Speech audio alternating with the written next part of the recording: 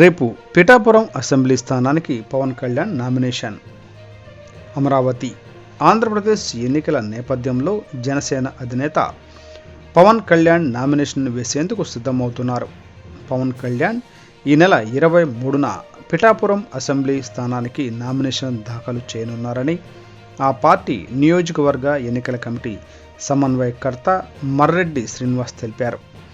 రేపు ఉదయం 10 గంటలకు చేబ్రోలు నుంచి గొల్లప్రోలు మీదుగా పిఠాపురం వరకు వేల మందితో ర్యాలీగా తరలి వెళ్లి పవన్ నామినేషన్ వేస్తారని వెల్లడించారు.